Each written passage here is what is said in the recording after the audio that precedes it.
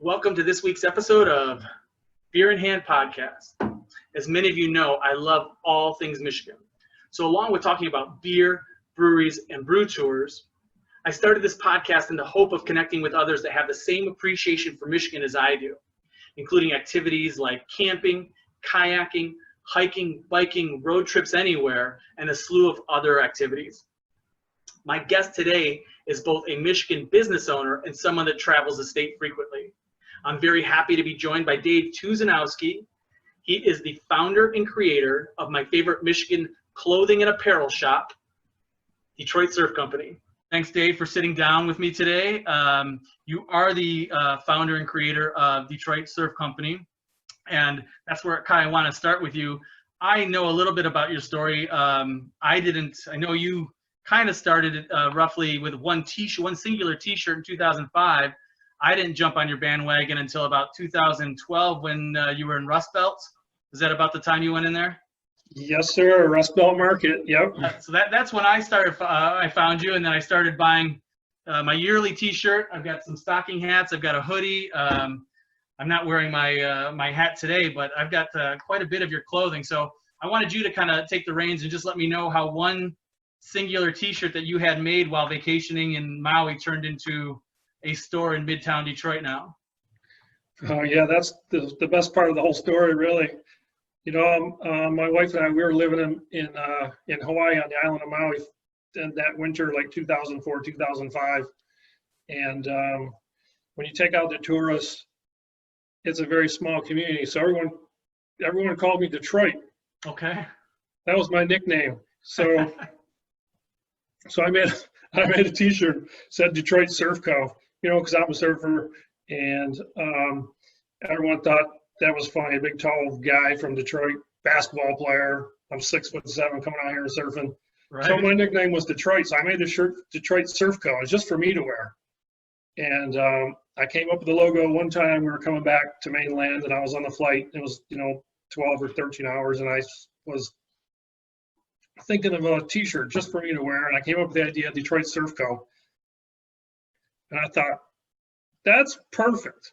Right. It's the perfect, most ironic, thing that you'd never even think of. So before I even did anything, I got home and I trademarked it right away and started working on that. And then I made a whole bunch of T-shirts and just for myself to wear. I went back to Maui and I'd wear the T-shirts around. We'd walk around, my wife and I, and we couldn't literally go anywhere without someone stopping me and asking about the T-shirt. And it was everybody. It was the locals. It was the tourists. It was the foreigners. Everyone's like, dude, where'd you get that shirt? And this went on day after day. And finally, my wife, she had it. Essentially, she's like, stop wearing this T-shirt. So everyone was, leave us alone. This is the logo right here. This is the original logo. And I had a blue shirt and a white logo. And so finally, my wife's like, stop wearing a dumb shirt so we can go out and everyone will leave us alone. And I was like, why aren't we selling these things? So that's when I made up a whole bunch of shirts, and I'd carry around a backpack. And every time someone said, dude, where'd you get that shirt? I'd say $20 right here. Right. And we would go out. We sell between 10 and 20 shirts literally every time we went out. Really? And I still carry around a backpack this day in Maui when we're there in wintertime. I'm no different than I was in 2005. That winter, I'd carry around a backpack. So I'm not a guy that goes around and says, dude, buy a shirt. I was like, no, I don't do that. I was like, people come up to me, where do you get that shirt? I says, that's my company, and I sell them, and I got them in a backpack. I don't do it, rudely in a bar and whatnot. We'll go outside and say, here you go, here's your shirt.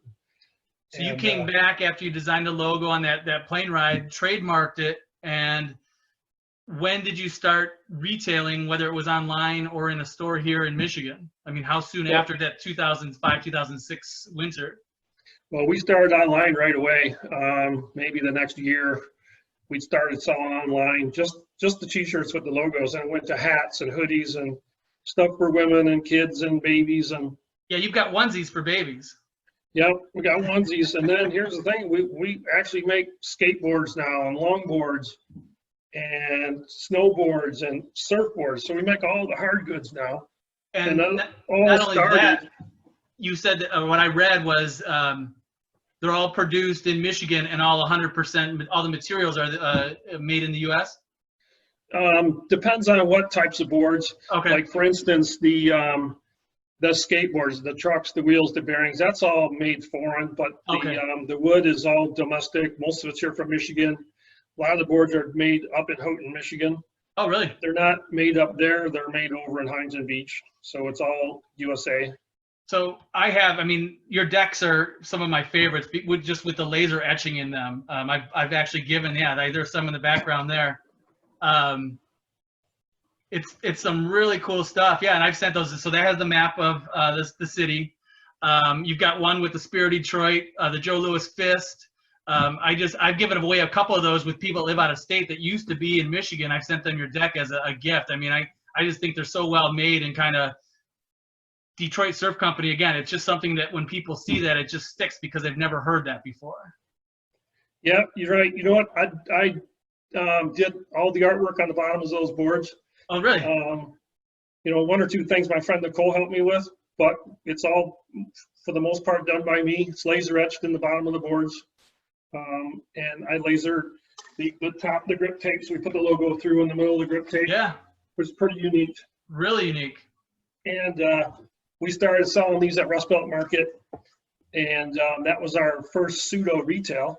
Right. It worked out very well for us. I enjoyed being in there, and it was great. I mean, I just remember the best location. It was like you walk in the main doors and boom, there Detroit Surf Company was. And that was the first time I laid eyes on any of your product was when I walked in there for the first time. And I think I left with 2 T-shirts that day, but I quickly went back to buy some stickers. And I think I eventually got a hoodie that winter. But and now you've, again, with your boards, snowboard you started making, like you said, you've got your own retail shop in Midtown Detroit on Cass. Yes, we've been there 3 years now. We're in a little tight position here with the COVID thing going on. I bet. But it's been great being right there in Midtown.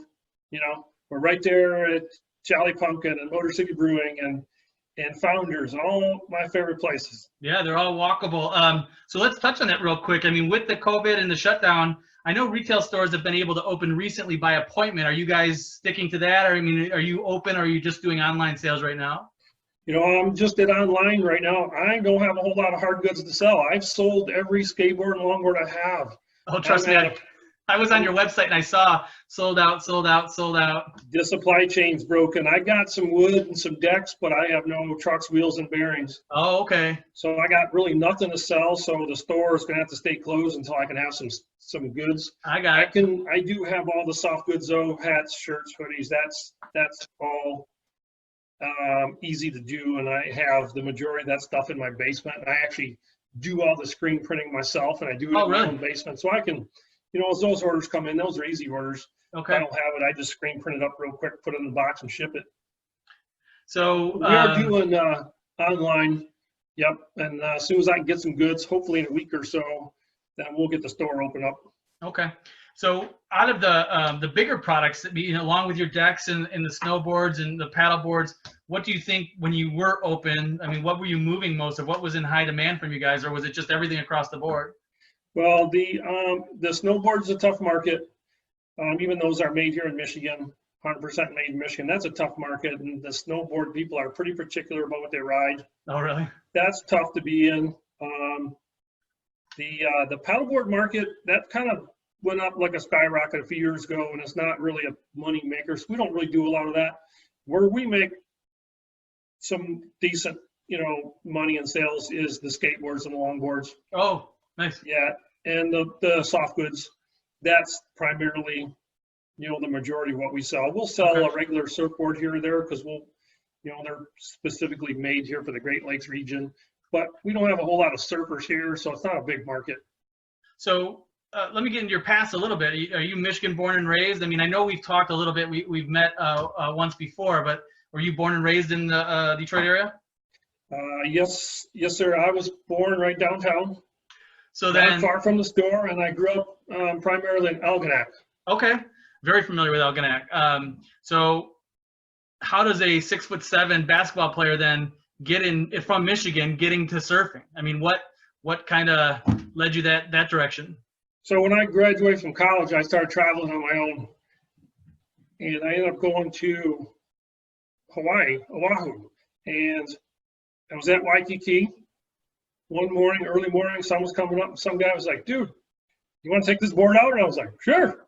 And I'm like, "What do I do?" He goes, "Paddle and stand up." So I was like, "All right, you know, hey, when you're 20 something, you can do it." And so I did. I paddled out, caught the first wave I ever paddled into. But I've always been a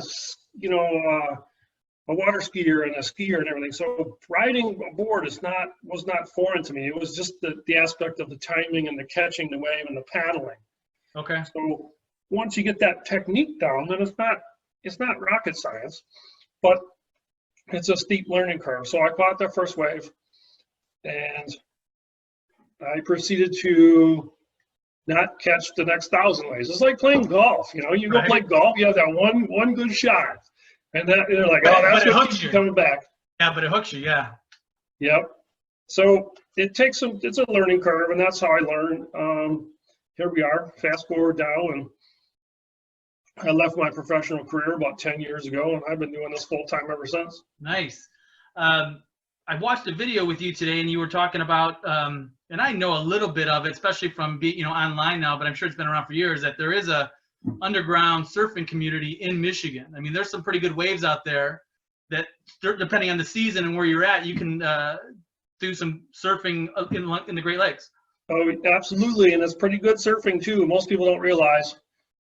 We do get big waves here, and there's days where we can get nice waves without not a lot of wind, and we can ride beautiful waves. Most people will argue with me about it. It's like, no, we can't surf. There's no waves here, you know. Like, if we have 10 million people in Michigan, they've never seen any waves. Right. And it's like, the Great Lakes has 10,000 shipwrecks. How do you think they didn't sink in a clear blue flat water day? Right. They sink in waves. Exactly. Yeah, I used to live in the UP, and I mean, it was mostly during the storms, but I mean, I would just remember the big swells crashing over the rocks in Marquette. Not that you're going to surf right there, but there are some big waves out there. Sure, we were up there when we saw you last fall. We were up in Traverse Bay, I think it is. Okay. You know, west of Marquette on the way up to Houghton. Yeah. We stopped. There was 6, 7, 8 foot beautiful rolling waves. No really? Wind. It was glass. It was the most beautiful waves you've ever seen. Did you get out? I didn't, because I didn't have a board. And that's funny how that happens. Like, yeah, you're just sitting there like, dang it. So that's some things I want to touch on. We did meet for the first time last September, just randomly on the patio of Black Rocks in Marquette. I mean, yep. This is not a put down, but I know what you look like from seeing online. Again, you stand out whether you're in Hawaii or on the patio at Black Rocks. So yep, I saw your wife in line, and I'm like, is that the Detroit Surf Company guy? She goes, yes, yep. It is. You know, I'm my own best billboard, 6'7". You know, and like you say, I stick out in a crowd. Yeah. And people will come up to me just because they know who I am from social media. Right. Yeah. So you were up there. You're pulling a trailer. You and your wife like to travel with your fifth wheel and camp around the state. And I wanted to touch, in the intro, I just like all things Michigan, and camping is one of my favorite things. Now, I do it a little bit different than you with just a tent and a car, but do you have some favorite places, whether in the UP or downstate, that you like to pull your fifth wheel to?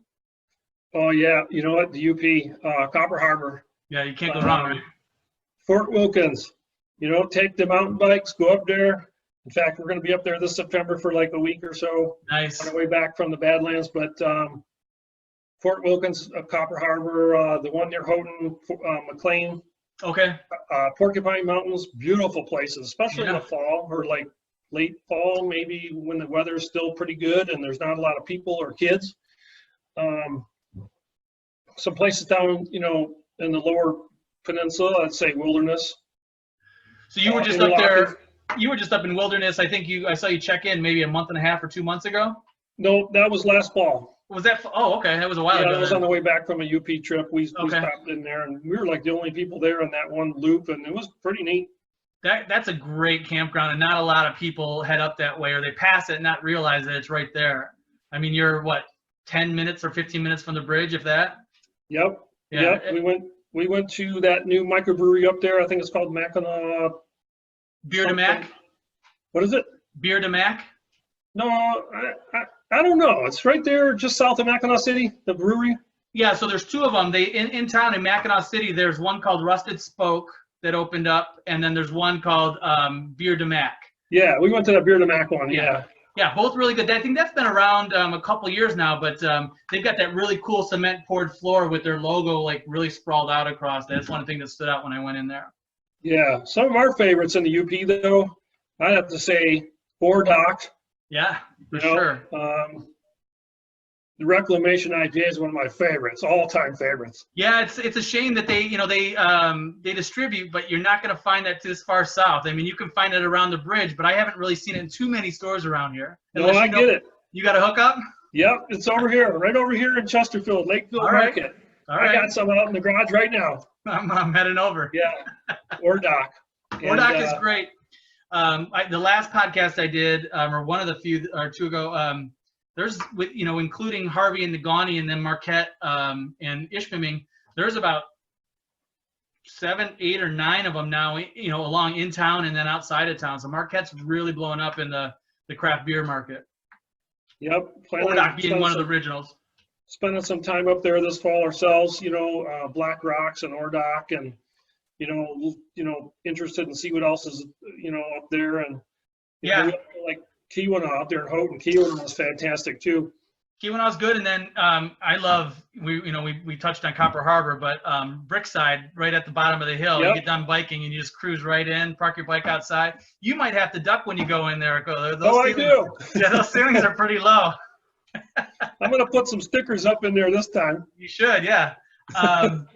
But you also mentioned where you're located in Detroit. Between all those breweries, you've done, 2 collaborations, if not more, with Jolly Pumpkin? No, just one. Oh, just one? Yep. Okay. That was a funny thing because when that store opened there for Jolly Pumpkin in downtown Detroit, we didn't get to go on the opening day, but Lisa and I went a day or two later, and we were sitting at the bar, and I'm looking around, and I see one of my stickers over there and one of my stickers over there, and there's a sticker there, and I turn around and I got one of my longboards hanging on the wall. Oh, really? Yeah. And so I was like, this is pretty cool. And I don't know how they got them. The owner, Ron Jeffries, he went to Rust Belt and bought all the stuff. Really? And so what I did was I sent him an email. I never even knew Ron, so I thanked him. So he invited me to come into Dexter and tour their brewing facility. Nice. Being a microbrew junkie, you're like, heck yeah, sign me up. You'll jump right at it. Walking around in there, and I don't know if you've ever been there. It's pretty neat. It's huge. Dexter is the one I haven't been to. Their weekend hours when I'm able to go. They don't open till 4, and I kind of miss it. I've stopped a couple times. One time they have a private party, but it's high on my list of the few that I haven't been to yet.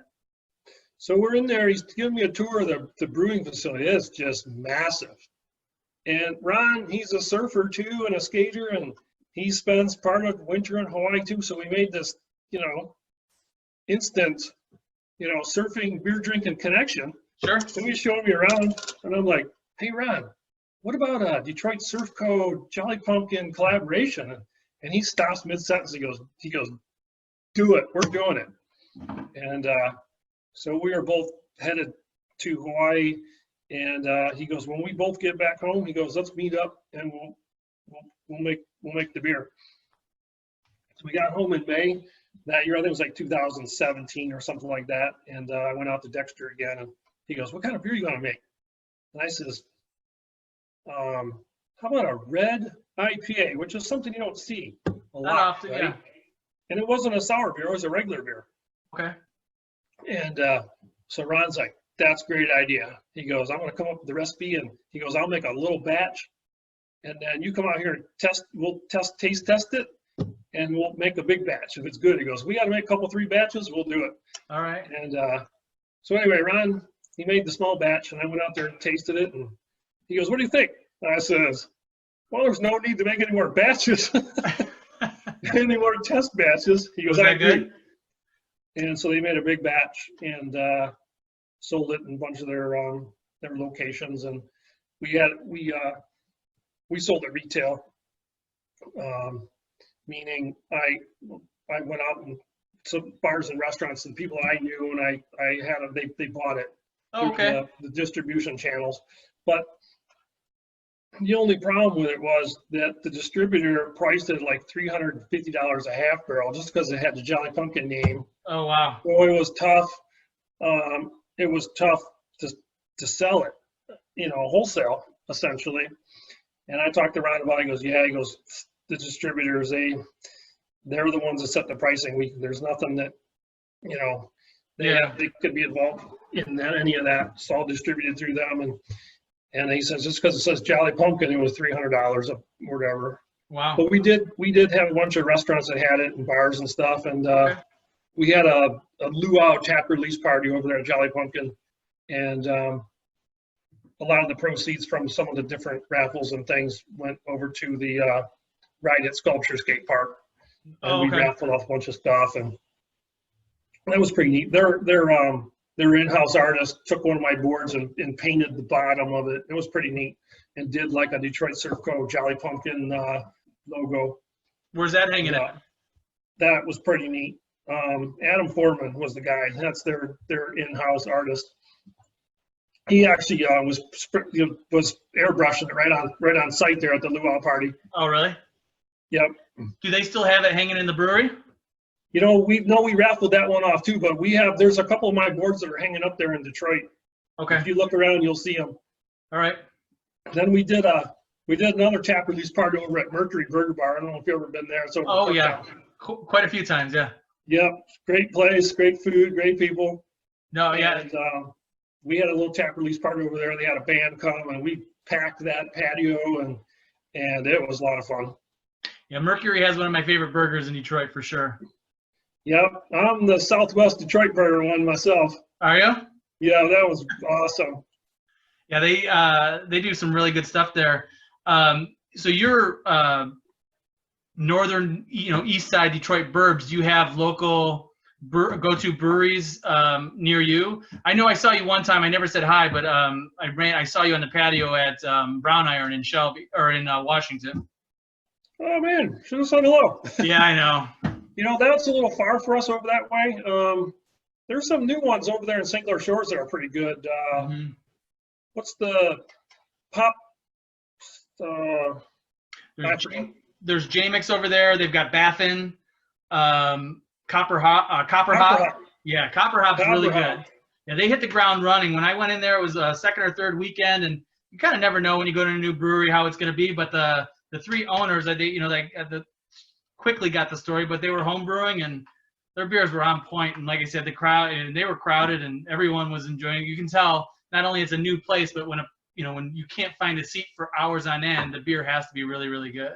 It is good. And then some local ones like up in Richmond at Starcraft, these this family up there started a brewery, and we like to go up there when we're in town here and help them out a little bit. It's good beer. And I did from where I'm at in Auburn Hills, we did a small fundraiser. We biked from Auburn Hills, pit stop for lunch at Brown Iron, and went the rest of the way on the trail out to Richmond. Yeah, I remember that. We ride that trail all the time ourselves, me and Lisa. Yeah, it's nice. And now that you got they're 13 miles apart, but it's still a small bike tour that you could put together. And then if you came my way, obviously there's some breweries now. I live above one that hasn't quite opened yet. They're doing carry out, but Blue Skies is here in Auburn Hills. So there's quite a few. And then you got BFD if you want to go to a tap room right along the trail also. So there's a east side that there's actually one in production. It's called right by you. I'm assuming it's going to be in Chesterfield. It's called Arctic Circle on 23 Mile. Really? Yeah. They haven't opened yet, and obviously they may have slowed down because of what's going on. But if you go to Arctic Circle Chesterfield, they have a website, and they're kind of showing it's two friends, I'm assuming, and they've got some photos of the progress that they're making. But yeah, it's going to be right between 94 and Jefferson on 23 Mile. That's probably the old. It's the old brewery. The Richmond, that was a brewery long ago. It was North Channel or something like that, or that's then changed over to a pizza place. It may be. I don't know if it's in a strip mall or what. I just saw some of the photos, but I didn't actually look exactly on 23 Mile where it's going to be located. But there is one coming, another one coming Macomb County. The one I do like up by you, and then speaking of being from Algonac, and they don't get a ton of pub, but Warwater in Marine City, if you haven't been. Oh, St. Clair. Or in St. Clair, yes. Yeah, we go there too. Yeah, that's really underrated, and they have one of the nicer patios that you kind of look out in a distance, but you're right on the river there. That's a great location. Yeah, I agree. We go there too because we like that patio. And then sometimes we don't feel like driving down to Detroit or whatever because we're down there quite a bit. And I'm like, let's go up to Warwater. Yeah. Yeah, it's one you don't, I mean, because of the location, you don't hear a ton of people talking about them. But if I'm over, I've got family out on Harsons, and if I'm out that way, I try to head up to St. Clair and grab a couple from Warwater. Yeah. So I do want to let people know that although you're not open yet, they can find you eventually, Detroit Surf Company on Cass in Midtown in Detroit. But along with your storefront, where else can people find you? Your website? Are you your website? Yep. DetroitSurfCo.com. And then we sell a lot of products through the Detroit shop out of Somerset Mall. Oh, okay. So we have a lot of our popular items in there. We rotate things in and out of there. And we're in a store over in Partridge Creek called Inspire Marketplace. I don't know the status of that store here because of the COVID or whatever. Sure. Yeah, I saw some malls were opening today. I just don't know exactly which ones were. And then you do some posting online, definitely on Instagram. I see some of your posts go up. And are you on Facebook also? We do Instagram and Facebook. That's our primarily, what we do. I got Twitter, but I don't really use it. Yeah, same here. Most of the stuff I do is on Instagram, and it shuffles over to Facebook. All right. So Detroit Surf Company, now located storefront in Midtown, but if you don't get to their store, definitely find you guys online. I recommend these t-shirts. They're not only comfortable, but they definitely, I've got tons and tons, whether I'm at a poker game, I travel all over the state, obviously, and people ask me all the time what the hell Detroit Surf Company is. And I'm like, I talk about you guys a lot. I didn't know the specifics. I'm like, but it's one of my favorite, if not my favorite, Michigan clothing company. So I hope I sent a couple people your way. And then I always have your stickers. They're always either on my kayak, and I have one on the back of my car all the time. So yeah, I got more for you too next time I see you. All right. Hey, when I tell people, when you buy one of my apparel items, you're no longer anonymous. All right. And you know what that means, right? Because I do.